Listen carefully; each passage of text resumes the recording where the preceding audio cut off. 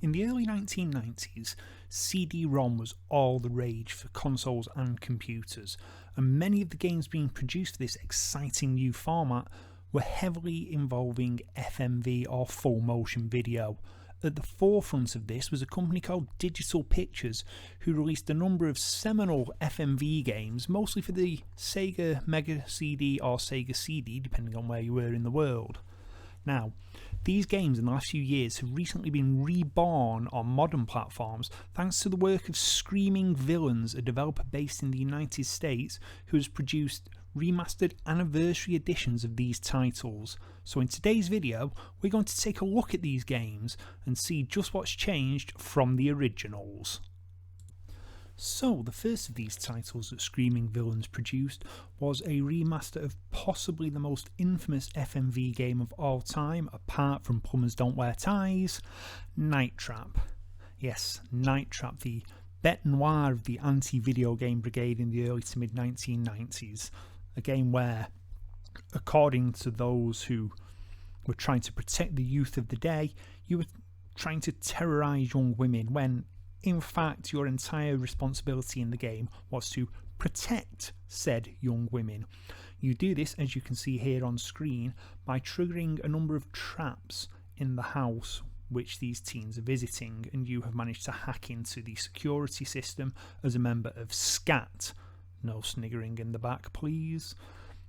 Now, this game was probably actually one of the better uses of FMV in the early days, in that whilst the interactivity was limited in the same way that, say, the interactivity in Dragon's Lair or Space Ace had been limited in the arcades, you had a more game feel to it in that you were trying to figure out what was going on, where to be. It was much less linear feeling than, say, Dragon's Lair or Space Ace.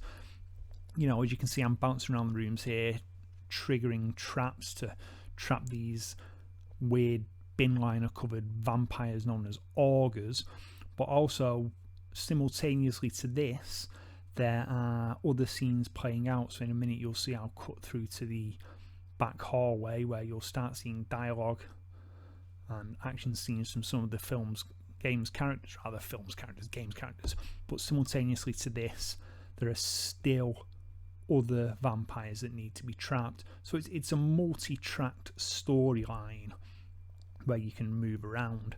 And to be honest, this is a really good remaster. The original on the Sega Mega CD didn't look great. The bit depth was terrible on the video files. The size of the screen was positively tiny, whereas this is probably the best the game is ever going to look. And you know, despite all the criticism that gets thrown at games like this, they are actually fun. There's something wonderfully silly and unique about a game like Night Trap, and Screaming Villains have done a really good job here. There's a huge amount of extra material to unlock, such as deleted scenes. You can unlock different overlays, so like this is the modern overlay, but you can make it look like the Mega Drive game, the 32X version, I think the 3DO version as well. And you know, it's just a fun game to play, and like I said, Screaming Villains have done a bang up job here. Yeah, this is Night Trap. It's good, and it got Screaming Villains off to a really, really good start. And to be honest, that's all you could ask for a new company. Screaming Villains then followed Night Trap up by doing the follow-up game to Night Trap, which was Double Switch, a game again that was heavily hyped at the time as being part of the future of video games. Now, as you can see here, this little intro is in full screen. It looks pretty darn good. You know, it's blindingly obvious, even when you look back at the originals of these on the Sega systems, that money was spent on these games. You know, they were not done super cheaply. You know, I mean, that's Corey Haim there, for heaven's sake. You know, he was, okay, his star had fallen a touch by this point, but he was still a name actor that people knew. Now, Double Switch took the Night Trap formula of trapping enemies and increased the complexity somewhat. Instead of just triggering a trap now when the enemy is on the trap, you have to arm the trap first, then trigger it. Now, personally, I'm not actually as big a fan of that type of play in this. It overcomplicates it, and it can lead you to rushing things and getting things wrong. I just preferred the simple, here we go, they're on the trap, boom, done. It's an unnecessary complication designed to try and make the game feel more game-like, I believe. Now again, Screaming Villains have done a wonderful job bringing this onto modern systems. You know, the video looks good, the controls are quite simple, you know, but there is a little bit more going on here. You know, the transitions between the rooms, everything looks a little more show-off-ish, shall we say. You know, the company had gotten better at remastering. You know, it had learned from what it had done with Night Trap, and this is what we had. And it's okay. It's not brilliant, but it's not bad either. Of the 4 games that Screaming Villains have done so far, I would say this is probably my least favourite, simply because, as I said, I feel it overcomplicates things where it does not need to. But again, it was a popular game at the time. It's been relatively popular now. And yeah, so that is Double Switch.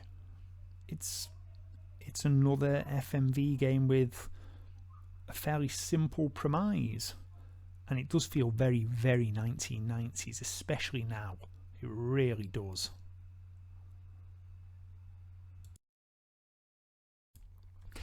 Screaming Villains then followed Double Switch up with a Digital Pictures title that was a little bit of a change in pace. We move on to Corpse Killer. Again, it's in that genre feel. You know, the previous 2 games have been a horror game and a bit of a thriller, and now we're back into the horror genre here with what is effectively a Operation Wolf meets zombie movie shooting gallery game with a lot of FMV. Again, it's fairly simple gameplay, but it was utilising what was then new technology in a way that previously hadn't been seen. You know, I mean, certainly there'd been games like Lethal Enforcers, for example, but that had really used digitised sprites rather than FMV. Even though when you actually look at the shooting levels themselves, they really are little more than digitised sprites over an FMV backdrop, it was still something a bit different. Now, don't ask me why. Zombies in this can be shot, they can be stabbed, they can be killed just like any other person, which is really, really freaking weird because they're zombies. And either you can't kill a zombie or you have to destroy its brain, but never mind that. You know, this was, I would say, somewhat technically a bit more ambitious in its original form compared to Night Trap and Double Switch. You know, the shooting gallery element added a bit more real, if you like, game to it. You know, it was a more traditional, more obvious game, and they were trying to meld the new world of FMV with traditional gameplay styles, and it works quite well. You know, I've got to be honest, I enjoyed playing Corpse Killer at the time. I enjoy playing Corpse Killer now. And again, Screaming Villains have done a bang-up job here. The quality of the video is exceptionally good. It's definitely the best looking of the 3 so far. You know, some fully full screen FMVs. You know, it doesn't look too soft, given that this is pretty much upgraded from what appear to be standard definition assets to high definition for modern displays and modern systems. They've done a good job, as they did with Night Trap and Double Switch. But here you go, as you can see, we're on this FMV styled backdrop, which I think was miniature sets with what are effectively FMV based sprites for the zombies walking across screen, flying at you, jumping up in front of you. And like I said, it looks good. I mean, you can really tell that these are miniature sets these days. You know, the original version, because of the lack of colour and resolution, it looked a little less obviously like a miniature set. But here it's obvious, and you know, you get some pretty seamless moves there from the FMVs to the game. You know, that's a little bit of sleight of hand there. If you know what you're looking for, you can see that the hand holding the machete deliberately dropped out of shot for a second and you couldn't see the zombie's chest. Here's the token female, because every horror film has to have a female character somewhere that can be placed in peril at some point.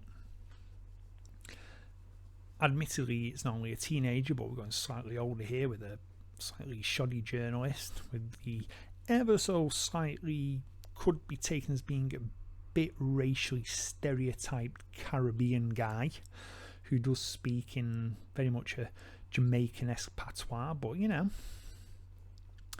it's not a bad game.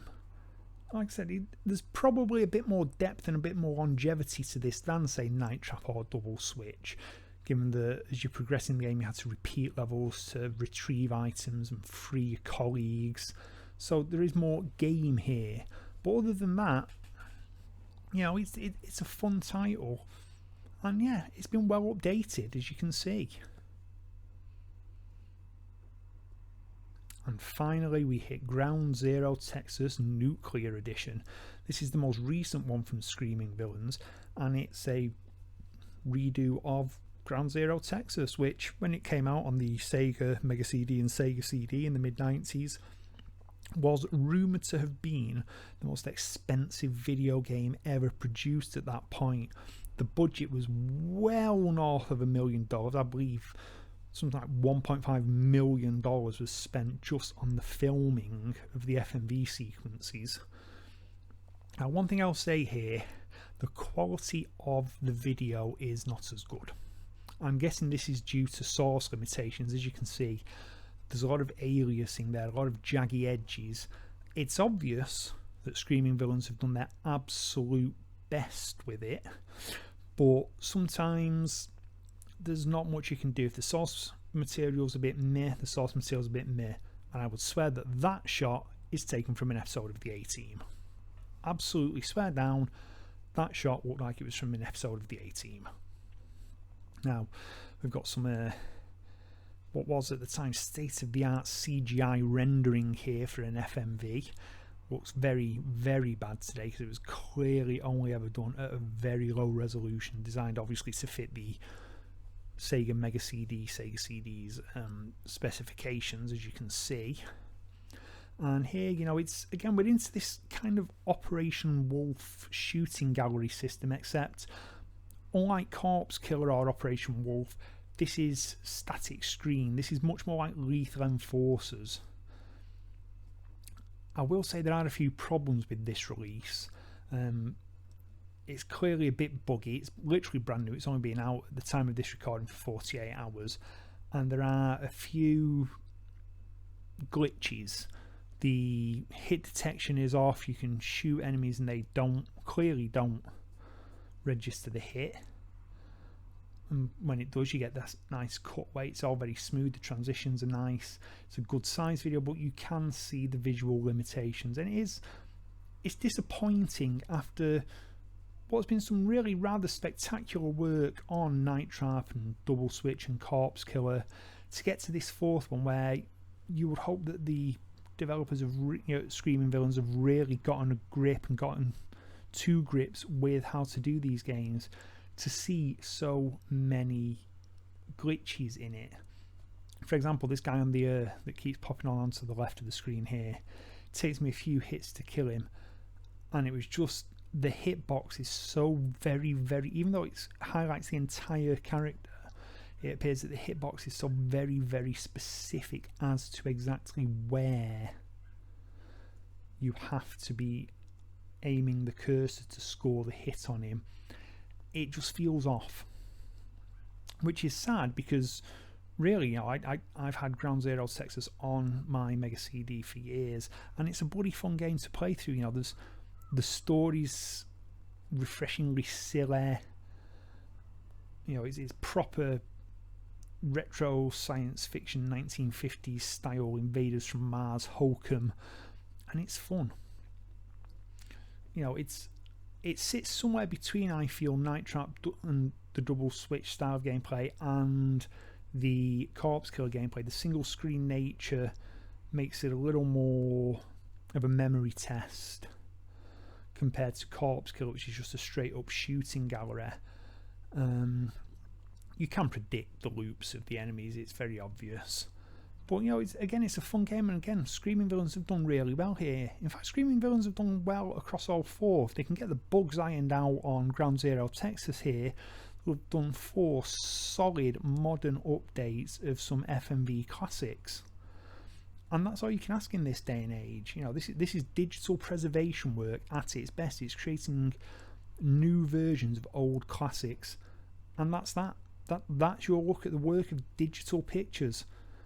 I've been Rob. If you've enjoyed this video, please hit like and subscribe. Don't forget to ring the bell to be notified of any new updates as I upload them.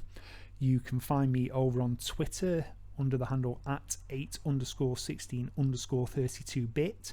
You can use the same handle on Instagram. And until next time, so long.